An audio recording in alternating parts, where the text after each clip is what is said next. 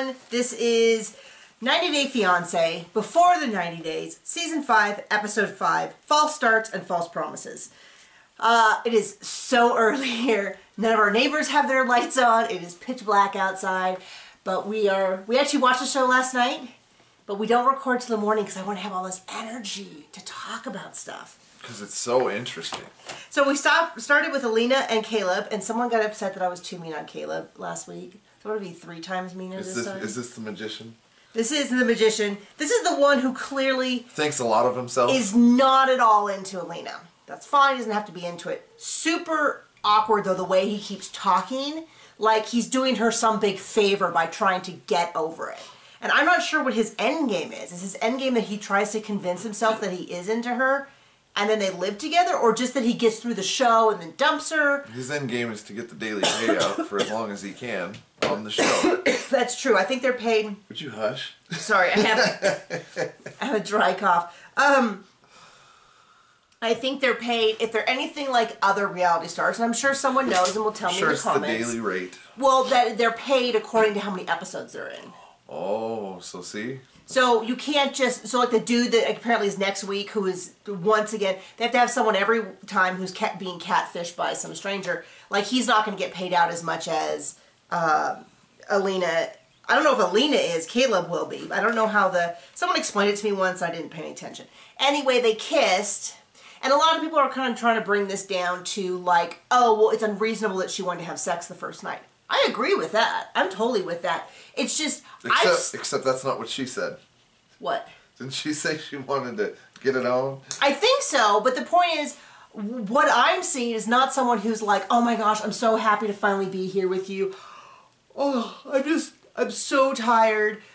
You know, can we talk in the morning? What I'm seeing is someone who's like, oh...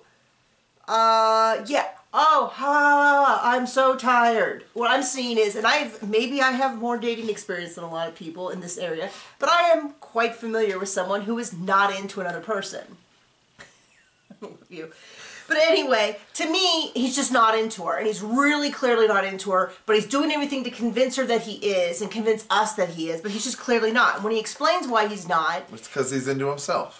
Well, I think he's just not into her. And he's basically said... Everything always relates back to how it affects him. Yeah, he's just not into it, and he's trying to convince himself. Anyway, and he keeps bringing up her height, and he keeps bringing up that she has dwarfism, and he doesn't have to like her, but it's just, to me, it's just really awkward. It's like, just be not into her. You're not doing her some favor by convincing yourself that you're into her. So then we hear the whole thing about how it's a joke about a mail order bride, because I've been wondering, like, what's their deal, and I was like, maybe they sexted, like, from here up, and as soon as he saw her, he's like, no go. But it's really clear she doesn't feel it the way she is, and the thing's so awkward. The way he carries her underneath up the stairs is super awkward, and then when he took her to go work out, and I'm like, what is going on? Like, none of this, and then we see her friend, and her, you know, and he makes a good point, except when the friend is like, well, are you guys going to move to Russia, to America? And he's like, this is really a conversation between us. And I'm like, I agree, except it doesn't seem like you're at all interested in having it with her. And didn't they, like, say they knew each other for, like, 13 years before all this? Yeah, and so it's just kind of like, I don't know. If I've known someone for like, I've only known my best friend for, like, 7. And so it's kind of like, I'm like, 13? I barely known, I think you and I know each other 13. It's like, that's the only person I talk to is longer than, anyway. Whole thing's awkward to me. I don't for a second believe they're going to last. It's like, I get that she's really into him. He finally kisses her. So first it opens up and she's like, well, we kissed last night. I'm like, ooh, and she's like, well, we didn't have sex. I'm like, okay. Once again, you don't need to have sex right away. We didn't have sex right away. We're a very prudish couple. Is that the word? Religious? Anyway, my point is, I'm not saying that they have sex, but like any genuine emotion of like he is attracted to her. You know what I mean? Like she'll reach out in the car to touch him and he's always like, you know, like that kind of thing. Anyway, enough of them. This is a non-topic. He's just lying. But her friends should have a TV show. Cause oh gosh, aren't they all great? But I feel like that's ongoing. I feel like... pretty interesting, yeah. Yeah. I got to make sure, do you have more to say, honey? Because people are very upset that I never let you speak.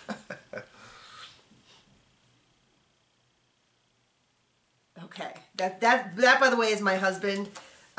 He doesn't speak to anyone but me, and barely. So Gino and Jasmine. This whole thing is a train wreck. Which ones are these? She is the crazy jealous Panama, yeah. And he's the one who gets awesome Christmas gifts. Yes. So the toothbrush thing. So I defended him when she was like, "All you brought me was a toothbrush," and I was like, "It's a gift. You've already paid for her hair, her makeup." Well, now that I find out it's also her Christmas gift, I'm a little bit like, you know, like, I get that you don't have a lot of money. Totally defend you there, right there. But it's like... That's on par with a toaster, buddy. But that's like, I mean... And that'll get you murdered in your sleep. Yeah, I mean, this is like, he could have brought her something special from his hometown. He could have made her something. Make something. Arts and crafts. He could have brought something from his family. And then if she had been like, what is this? This is not expensive. Then I would have defended him. Instead, he makes her breakfast she doesn't eat. Oh, gosh. He made her eggs. And she said... For a vegan. So he says, and I get that some people, so I guess it's like vegetarians, depending, sometimes eat eggs. Vegans in general do not. But she clarified. He's like, oh, I'm going to make eggs. And she's like, you know I'm vegetarian. And he's like, yeah, I'm vegan. Yeah. You know that we don't eat animal products. Now, she did not specifically say, do not make eggs. I do not eat them. But she did say, I don't eat animal products. But she did. Oh, and then his response was, oh, so you want two? Yeah, it's too good. And she's like... No, it's not. Like, maybe it should have been a check-in moment where he's like, yeah, I do. Why are you saying this? And, you know what I mean? Like, it just was a real disconnect. I'm going to say it does kind of surprise me because she's like, give me your phone, give me your password. Who is this woman? And then the eggs come up and she's a little bit, like, circumspect. So it's a little bit like... Maybe that's where you get a little bit more aggressive and you lay off a little bit on the, like, you like the waitress because you gave her a tip. Which almost makes me think, is she making this up a little bit? So they start off, it's Christmas Eve. She's going to meet her friend Leo, who is her hairstylist. And she doesn't like his clothing. She's going to get him better clothing. So she gets him clothing that I saw it was like Nautica. I was like, ooh, this is not going to be cheap. I was like, maybe clothes are cheap in Panama? I don't know. And it was not cheap. It was $500 American. I get American dollars? She said it was $500 in Panama, it's $500 in America. So I don't know whether they use an American dollar, or they went to a place that uses American dollar. And she didn't get him clothes at all.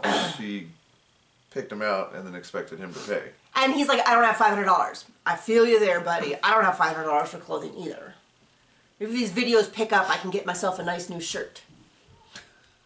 Anyway, so he's like, so it was really awkward, and she was like mad at him, but I do feel like, it seems like he's been pretty honest with her that he's been out of work. It sounds like basically since the pandemic, because it's December, and he's been out of work for 9 months. And so it's saying basically, I don't know what he does, but, I mean, I feel for him. Engineer.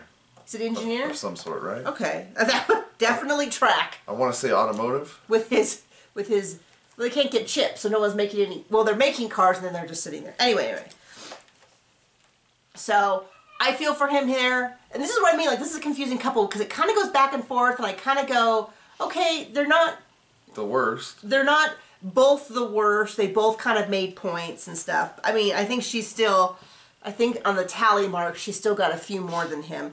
So I'm with, I'm with him on this. So excuse me. So he says, I don't have the money. And she's like, oh, and he's like, no, I don't have, I can't afford this. What are you doing? Like, well, what are we going to do? And the lady's like, la la la la la, folding up the clothes, taking off the, and he's like, what are we going to do? And she's like, he needs to go get his wallet. And then he's like, I'm so sorry. And the lady's like, oh, no problem. I'm sure the production explained to them afterwards, like, why? No, anyway. Problem. Anyway, and then it comes out, he wants to have kids, he wants to impregnate her on this trip before they have any legal paperwork, which is crazy pants, and she thinks it's crazy pants. So this is where I'm like back on her side, because I'm like, him thinking that it's appropriate that the first time they meet, they get knocked up. Like, does he think that he's going to be able to steal the baby back to America? He's going to end up with a baby in Panama if things don't work out. So I'm with her when she says this is crazy, but she doesn't tell him she's on birth control. And I hope she's really on it, because this might be a problem. So the first time they meet, they're having unprotected sex. I know so much of these people's sex lives. I get it, but anyway, she has 2 kids. That's always weird for me with these shows, and we'll get into that more when they have kids and we don't see the kids, or the idea that they're considering leaving their kids in another country, and it's like, or just the sound effects while they're making out. Like, oh. That was Caleb and yeah, that was gross. Alina. That was like really like, did they have the? It's like an ASMR video with mouth noises. It's like, is a microphone in their mouth? Ugh. Anyway. So she has kids. Anyway, so we go out. We finally go with Leo. She's so embarrassed by the way the guy dresses. And it's like, well, maybe you should have bought the clothes. But we know she doesn't have the money because he's paying for a bunch of her stuff. Anyway, they go out to the thing. He asks the guy, have you ever seen her lose her temper? And they tell a story about how one time the assistant burned her hair. It sounded like burned her. It sounded like he said burned her. And she said burned her hair, and she grabbed the assistant by the hair and started shaking her. And then she's like laughing it off, and I'm like, I think that's assault. I don't think that's assault. That is assault. That's insane. And the guy goes, it's going to be a learning experience for him dating her. And I'm like, ooh, that is the worst thing you can say that's not outright bad. Like, that's not, like, it's not like he's saying, oh, he's going to get destroyed by her. Like, it's a neutral statement that's awful. It's going to be a learning experience. I don't want to learn anything in a relationship except how great I am. Like, that's all I want. You are. All right, thank you. So anyway, then we get into the whole, it's Christmas Day, they're going to spend it together. She's excited. She's made him some kind of crazy gifts. This is your Panamanian, something about a Panamanian, crazy Panamanian girlfriend, and her shirt says, I am the Panamanian. It's kind of funny to me because they're funny, they're kitschy. Like, clearly I can't talk about kitschy shirts, but she makes it sound like he's dressed as so embarrassing, and then gets one of the most embarrassing couple t-shirts I've ever seen.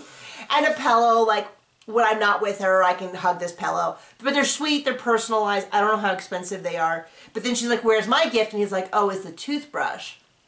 And that's where I was like, not even like... Murdered in your sleep. Not even like a nice... I don't know. Like I'm saying, it doesn't have to be expensive. And those kind of toothbrushes aren't, I don't know. I'm not big on materialism and all that, but it's like, I would rather like a $10 assortment of fun stuff that like, personally, I like pens, see them everywhere, like Post-its. Like, I'd rather have like a grab bag of little fun things, American candies, stuff like that that says that you like picked out a bunch of stuff for me, even if it was cheap, then like, I get that he thinks the toothbrush is cool, but the idea that he didn't get her anything specifically for Christmas was a little bit like, oh, okay. Okay, we're going to move through the rest of these. Jimena and Mike. So last night I realized he reminds me of Wallace and Gromit. Okay, Columbia. He does.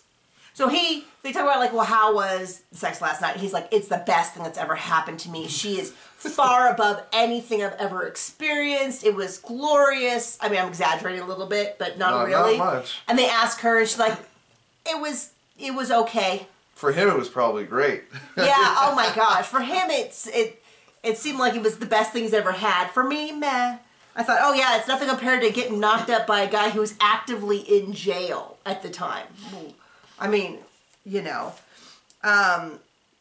So they're going to go for a whole family tour. They go to these gorgeous, look like natural springs, with waterfalls in the background and the jungle. Stunning. I was like, maybe I do want to go to Colombia. I actually went as a kid. We were on a cruise and we went through the Panama Canal, speaking of Panama, and you would stop in all these countries, but you would stop and it would be like, I think it was a Princess Cruise Line. It was all, you know, you would... Safe enough. Yeah, you would go, and I think we went to like an aquarium at one, and my dad decided at the last minute he didn't want to go. That's such a look, my dad. So it was just all the women. I wonder why he didn't want to go. Because he wanted to make it back to the boat on time. Yeah, I know. That's in retrospect, if I hadn't been a young kid, I would have felt the same. Anyway, the whole family goes on this tour. The father's pretty funny. He's in the background like... the whole time. But someone pointed out, like, where was he when she was getting knocked up by the guy in jail and living with the hitman and all that? Like, I don't know that he gets to...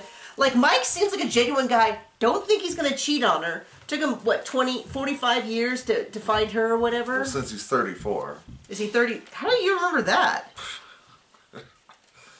I don't know. I have a lot of useless in my brain space. But anyway. How did you remember that? He is 34. I told you. She's 24. Okay. Anyway, they go to the thermal spa, and that's when the sister goes. So I wonder how they pick people. Do they like call them and go like, "Hey, by the way, you got any big secrets you're keeping from him?" And they're like, "Oh, absolutely. Oh, no problem. Telling you a stranger, no big deal." Now I get part of the reason you can tell a stranger is because it doesn't affect. It wouldn't. A stranger knowing that her tubes are tied means nothing. They're not going to do anything. Him knowing is a big deal. And then everybody knowing when they broadcast it on television. Yeah. So she says, "Have you told them that your tubes are tied?" So she's had apparently 2 cesarean. It was very difficult. I had a cesarean. It was very difficult. She had her tubes tied and burned. And she doesn't want to give birth again is a big part of it. She's not doing it because some people were like, "Oh, well, they could harvest the eggs and she could carry the baby," but it's still the same reason why. And so she's like, "I'm going to tell him." She does seem genuinely anguished to tell him. He seems Probably genuinely should've told him before he spent all the money and came to a different country. Well, but the whole point is, I mean, ethically, yes, absolutely. She didn't, though, because she was worried that he would just call it all off. Or because she was getting all her stuff paid for. Yeah, I mean that. I mean, it sounds like I'm defending her. I'm just saying from a strategic standpoint, she didn't tell him because she was hoping she could get there, sleep with him, convince him to be... I mean, she does seem like she's in it, you know. Anyway, she can't have kids. He's really upset. He handles it really well. In terms of, like, he asked her clarifying questions. Can the surgery be reversed? If the surgery can be reversed, would you have kids with me? If it can't be, all that kind of stuff. And then he says, this is really a big deal and you think on it. And I'm like, wow, that's actually a super mature response. Because he doesn't want to have kids. She did lie to him. Those are both really big things. And he does seem... sensitive to the fact that I being more or less infertile myself and having problems with that, I do have a lot of sympathy for, like, a woman still has value even if she can't have kids, but she's also been lying to him for months and months and months and months and months. A lot less value if you lie. Yeah. My opinion. Well, that the lie is such a huge... For you, a lie is such a huge issue. This guy right here, lie is like... that it doesn't even matter. So anyway... But it doesn't look like it gets much better because it looks like next week she was living with a hitman and he's like, "How do you know he's not going to come kill us all?" And she's kind of like... Because he doesn't have her trapped in his basement any longer. Yeah. So anyway, we can put that. Johnny and Ella, she's a sweet girl. She deserves all the best. She seems like... Which ones are these? She's the one in Idaho. Oh, okay. John's big takeaway was like, "Man, Idaho is really beautiful. That is not what I pictured." We haven't never been to Idaho, so I thought of it as being an extension of, like, the parts of Utah we've seen, which is vast flat desert. And when we've gone there repeatedly, it has been in winter. So it hasn't had a lot of snow and hasn't had a lot of, it's just this big flat sort of muddy when we went. Anyway, so that was John's big takeaway. Idaho's gorgeous. Idaho was gorgeous. She seems like she's really into him because he's just Asian, period. Not a great starting point. He's definitely Asian. He's definitely Asian. Can't deny that. And he seems to be genuinely fond of her based on comments she made about how he's going to absolutely lose his mind when he sees her boobs. And she talks about what they do together. It sounds like he's also kind of into it for the sex, which, hey, not how I'm going to pick out a relationship, but it's not really a problem. I mean, you can... Not something I ever want to know. Right. Anyway... But it bothers me, it gives me so much anxiety when he talks about being away, like quitting his job. And all I'm thinking is, I don't know the economy in China. It's not particularly good here. Don't think it's particularly great in China in the middle of a pandemic either. That he's got this good job that he uses the money to take care of his parents who are taking care of his 5-year-old. Apparently someone said, either I heard it or someone had said... They said it on the show. Said it on the show. that his wife just disappeared, has a new family, is not with the kid at all. So I'm just like, you can't quit. I thought you were going to say it's customary for the grandparents to take care of the kid if they're divorced. Oh, I didn't know that part. Well, I mean, I did. They said it on the TV show. No, I mean, I knew that part. Wasn't going to say that part. I just forgot it. But it makes me so anxious that he's like, oh yeah, I'm going to quit my job and just go live in America for 4 months. I understand maybe he thinks his son will have better opportunities in America. That, like, he gave a lot of good reasons why he can't find a Chinese girl. Unless the ranch is selling the cattle right then in those 4 months, there's not a lot of money to be had on a ranch. There's not. But he would be with his son. He would have some place to live. He might have more opportunities. I don't know. But when he talks about quitting his job and not being able to support his parents who are supporting his son, it just makes me like, what is going on? Like, and then of course for me, it's just the idea of being away from your son for 4 months. To me, I understand he's not living with his son, so maybe he has a different relationship with his son, but like... And he did tell his folks, like, you were the reason I got divorced. Yeah, well, he said mom. He basically said mom was the reason he got divorced, because the mother-in-law and the daughter-in-law, and the mom's like, well, how do you know it won't happen again? He's like, because you guys can't talk to each other. Well, my thought was, because you'll be in different countries. You know. Anyway, he's waiting for a visa because what he explained... To Singapore, because he can't go from China to the U.S. There's not a lot of flights, was his explanation. I don't know if there were other Because we don't like each other.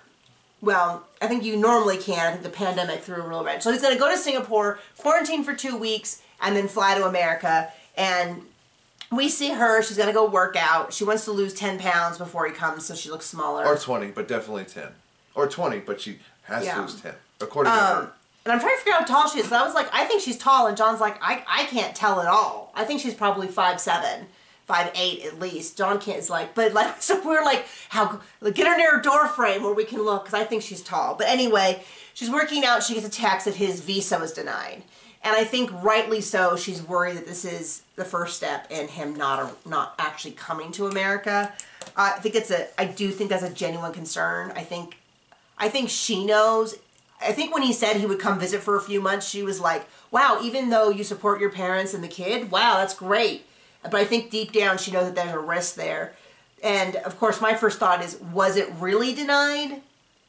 Or is he telling her that because he's realizing he can't quit his job in a pandemic, and you know what I mean?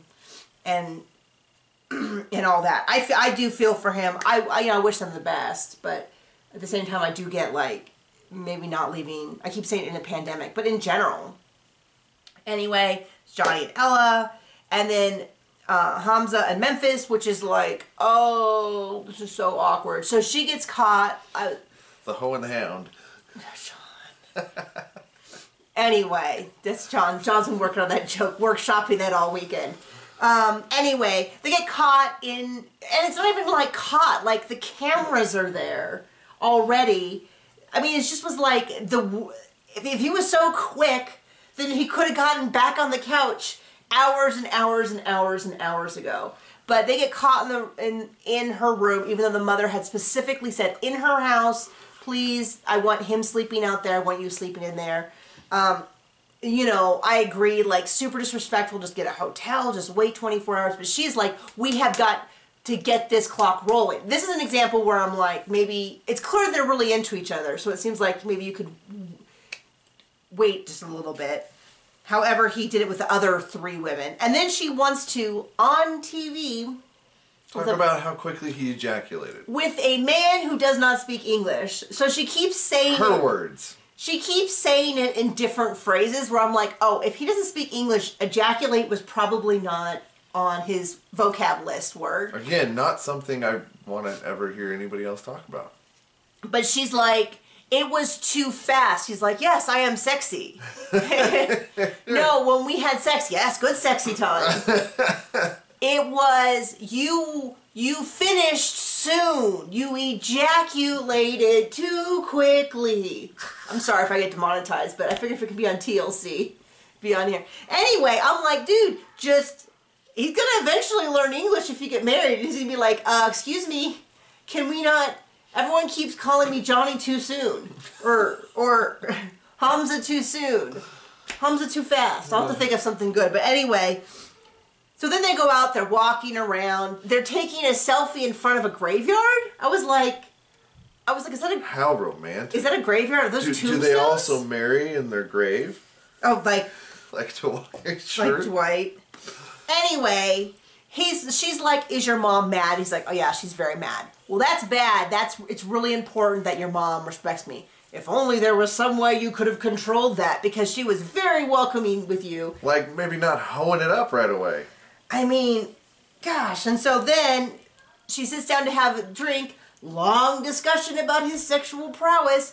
How many women have you been with? How many women have you been with in your mom's house? Yes, good sexy time. Good sexy time, yes. So then she's like, oh, this is what gets me though. The producer interviewing him, the woman producer interviewing him. So Memphis says that last night when you had sex, you came very quickly. Is that normal for you? And I was like, man, give this woman some hazard pay, because that is not, I don't think they teach that in film school. Anyway, and he's like, she's just too beautiful, I can't control myself. And I was like, that's a good answer if there's going to be an answer to that question. Funny, he didn't seem terribly offended, so maybe that's not considered culturally to be a huge slight on his manhood like it would be here. I don't know, or maybe he's just like, well, she's going to get what she gets, and that's what she got. Anyway, so they go to dinner. Mom's a little frosty. Memphis is really acting it up. Gagging as she scales the fish. Yeah, well, yeah, just really going all over the place. I was like, maybe you should have led with like a, I'm sorry to disrespect you in your home, it won't happen again. Something. Anyway, instead at dinner, Mom asks about the divorce, and Memphis gets really offended about like, I don't know who she thinks she is. She got divorced too. And I kind of feel like, yeah, because her husband left her for another woman, which is exactly what she's concerned about you doing, because it's her only son that she's raised from a baby. Like kind of the opposite of all the other parents that are like, kids, don't know ya, gonna head off to their country for the rest of my life and never see you again. She's kind of the opposite. She's like, my son, who I've raised from a baby, all that kind of stuff, who already I mean, the woman comes into her house, immediately disrespects her rules, and then she's like, what other rules are you not so concerned with? Anyway, really gets in there about the divorce. Super awkward. Then it's like, so tonight, you in the room, him on the couch.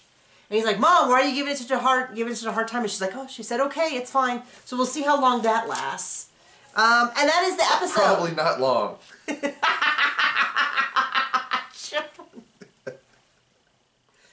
Love you. Anyway, that's the episode. We'll see you next week. Bye.